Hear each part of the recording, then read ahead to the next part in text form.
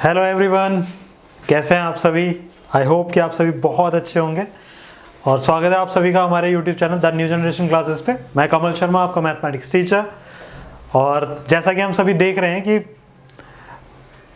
Exam की date sheet आ चुकी थी।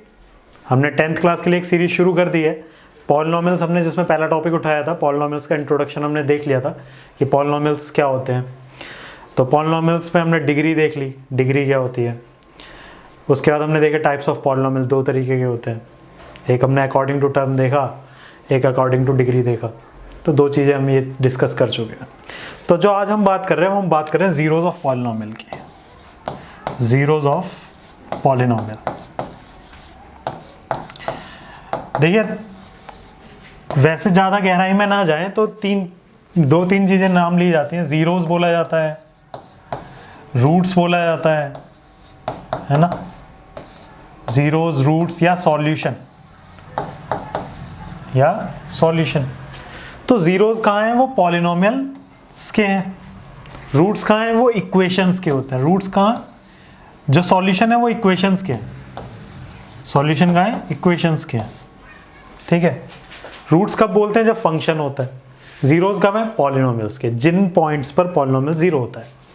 तो जीरोज का क्या एस्पेक्ट है, उससे पहले हम ये समझते हैं कि हमें बात किसके बारे में करनी है। तो हमें बात करनी है क्वाड्रेटिक पॉलिनोमियल के बारे में। फिलहाल किसके बारे में, क्वाड्रेटिक पॉलिनोमियल। तो क्वाड्रेटिक पॉलिनोमियल किसके बारे में, क्वाड्रेटिक पॉलिनोमियल। तो क्वाड्रेटिक पॉलिनोमियल की हमने डिग्री देखी थी। डिग्री कितनी थी, 2 थी। डिग्री कितनी होती है इसकी, 2। तो इसके दो जीरोज होंगे। अगर मैं एक पॉलिनोमियल कंसीडर करता हूँ ax² + bx + c, ये हमारा पॉलिनोमियल है, ये हमारा पॉलिनोमियल है। तो इसके दो जीरोज होंगे, एक को हम अल्फा मान के चलते हैं और एक को हम बीटा। ये स्टैंडर्ड है, अल्फा बीटा ही मिलेगा आपको सब बुक्स में। सारी स्टैंडर्ड मतलब वैल्यूज हैं। ये सिर्फ इसलिए होता है कि हर कोई अलग अलग तरीके से डिनोट ना करना शुरू कर दे तो कन्फ्यूजन बहुत हो जाएगी। तो इसलिए एक स्टैंडर्ड नोटेशन होती है अल्फा और बीटा। इसकी डिग्री 2 थी, तो जीरोज भी कितने हैं इसके, 2 हैं। जीरोज भी कितने हैं, 2 हैं। किसी भी पॉलिनोमियल के जीरोज हमें क्या बताते हैं कि उसमें टर्निंग पॉइंट कितने होंगे। जीरोज से हमें क्या, डिग्री से हमें क्या पता चलता है, सॉरी डिग्री से क्या पता चलता है, अगर डिग्री 2 है, डिग्री अगर 2 है तो टर्निंग पॉइंट कितने होंगे, इससे एक कम। टर्निंग पॉइंट कितने होंगे, इससे एक कम, डिग्री से एक कम, यानी कि 2 - 1 यानी कि 1। टर्निंग पॉइंट कितने होते हैं, डिग्री -1, डिग्री -1 है ना। अगर मैं कोई क्यूबिक लूंगा तो उसमें टर्निंग पॉइंट कितने होंगे, 2। जब आप ax² + bx + c इसको y मान के जब आप इसको ग्राफ पर रिप्रेजेंट करने की कोशिश करते हो तो आपको एक यू शेप का फिगर मिलता है। ये यू शेप ऊपर भी हो सकता है, नीचे भी हो सकता है, ऐसा भी हो सकता है, लेकिन होगा यू शेप का। तो इसमें टर्न देखो कितने हैं, एक टर्न है ना, एक बार घूमा, बस एक बार घूम रहा है ना, एक बार घूम रहा है। तो इसकी डिग्री कितनी थी, 2। तो टर्निंग पॉइंट कितने, 1। अगर डिग्री होगी 3 तो टर्निंग पॉइंट कितने होंगे, 2। तो जितनी डिग्री उससे एक कम टर्निंग पॉइंट, जितनी डिग्री टर्निंग पॉइंट कितने, डिग्री -1। डिग्री में से आप एक कम कर दीजिए। अच्छा, जीरोज क्या बताते हैं, जीरोज क्या बताते हैं, जीरोज बताते हैं जितने रियल जीरोज होंगे। रियल मतलब कि रैशनल हो या इरेशनल हो, रैशनल हो या इरेशनल हो। तो जितने जीरोज होंगे रियल जीरोज, उतने बार ही वो एक्स एक्सिस को कट करेगा उसका ग्राफ। एक्स एक्सिस को उतनी बार ही कट करेगा, उतनी बार ही कट करेगा। जैसे अगर दो जीरोज हैं अल्फा बीटा अलग अलग, तो ये 2 बार कट करेगा इस तरीके से, एक अल्फा पे और एक बीटा पे। किसके, ax² + bx + c के। अगर 2 जीरोज थे अल्फा और बीटा तो ये अल्फा बीटा 2 जगह कट करेगा। लेकिन कई बार ऐसा भी होगा कि अल्फा और बीटा दोनों सेम आ जाएंगे। इस केस में क्या करता है, वो एक्स एक्सिस को टच करके जा रहा है, एक्स एक्सिस को टच करके जा रहा है। यानी कि जब भी टच करके जा रहा है इसका मतलब ये है कि पॉलिनोमियल के जो जीरोज हैं वो 2 जीरोज उसके पास इक्वल है। जब भी टच करके जा रहा है क्या मतलब है इसका, कि उसके पास 2 जीरोज ऐसे हैं जो सेम है, जो कैसे हैं, सेम है। तो ऐसा नहीं है कि डिग्री जितनी होती है उतने जीरोस होंगे, ये कंफर्म है। डिग्री बराबर नंबर ऑफ जीरोस, डिग्री बराबर नंबर ऑफ जीरोस, जितनी डिग्री उतने जीरोस होंगे। लेकिन कई बार ऐसा होगा कि आपको डिग्री तो 3 दिखाई देगी, डिग्री देखो 3x³ - 1, लेकिन अब जब आप इसके जीरोस निकालोगे तो आपको एक तो रियल जीरो मिलेगा लेकिन 2 इमेजिनरी मिलेंगे, 2 इमेजिनरी। तो इसका मतलब ये थोड़ी ना है, इसके जीरोस तो 3 ही हैं, जीरोस कितने हैं, 3 ही हैं, लेकिन 2 इमेजिनरी है और 1 रियल है। तो ये सिर्फ एक ही बार कट करता है। अगर आप x³ - 1 को देखें तो ये ग्राफ एक ही बार कट करेगा x एक्सिस को, यानी कि ऐसा हो सकता है कि डिग्री 4 और वो ग्राफ, उसका जो ग्राफ है वो x एक्सिस को सिर्फ एक ही बार कट करे, क्योंकि उसके बाकी 3 रूट्स कैसे हैं, इमेजिनरी हैं।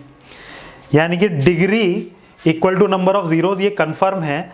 लेकिन कंडीशन क्या है कि कई बार ऐसा होगा कि जितनी डिग्री होगी उतने रियल जीरोस नहीं आएंगे, कुछ इमेजिनरी भी आ जाएंगे। तो 2 बातें हमने सीखी कि हम क्या सीख रहे हैं। सबसे पहले हमने सीखा जीरोस ऑफ पॉलिनोमियल के बारे में बात कर रहे हैं हम, किसके, क्वाड्रेटिक के। तो क्वाड्रेटिक के जीरोस 2 हैं, अल्फा और बीटा, है ना।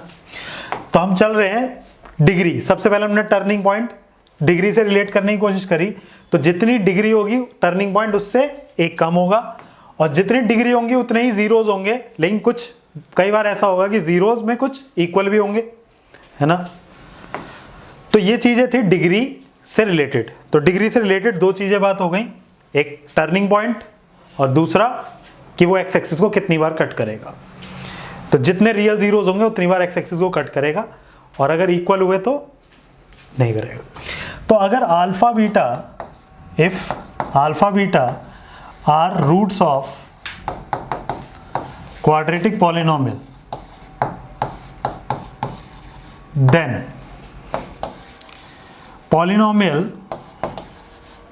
polynomial can be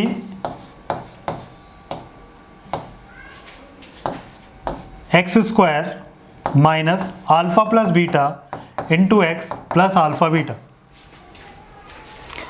यानी कि x² minus sum of zeros x plus product of zeros।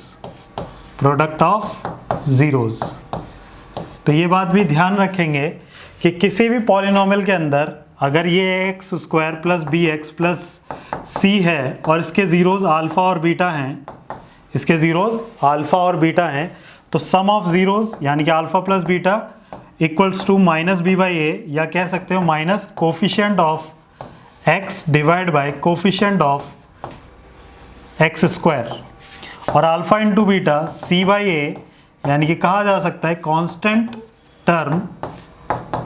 Term divide by coefficient of x²। तो ये हमारा इस चैप्टर का इंट्रोडक्शन यहाँ खत्म होता है, जो हमारे 10th के सिलेबस में है। ठीक है, ये 10th के सिलेबस में हमारे क्या है, टाइप्स ऑफ पॉलिनोमियल हमने देख लिया, उसके बाद जीरोस का अंडरस्टैंडिंग देख लिया, जीरोस से क्वाड्रेटिक कैसे बनाते हैं और क्वाड्रेटिक से जीरोस कैसे निकालते हैं, वो सब चीज़ें देख ली। अगर ये सब चीज़ें हम देख चुके हैं कि ग्राफ एस्पेक्ट कैसा है, इसका कैसा दिखता है ये ग्राफ पे, ये सब चीज़ें हैं। ठीक है, अब नेक्स्ट क्लास में हम क्या करेंगे, इस चैप्टर के बहुत इंपॉर्टेंट क्वेश्चंस आप लोगों के साथ डिस्कस करेंगे। तो बने रहिए, अपने दोस्तों के साथ शेयर करते रहिए, और रेगुलर वीडियोस आती रहेंगी जैसे जैसे आपका सपोर्ट बनता जाएगा, और बहुत अच्छा रिस्पॉन्स मिलेगा ऐसी हम उम्मीद करते हैं, क्योंकि कंटेंट बहुत अच्छा है आप लोगों के लिए। ठीक है, शेयर करिए। Thank you.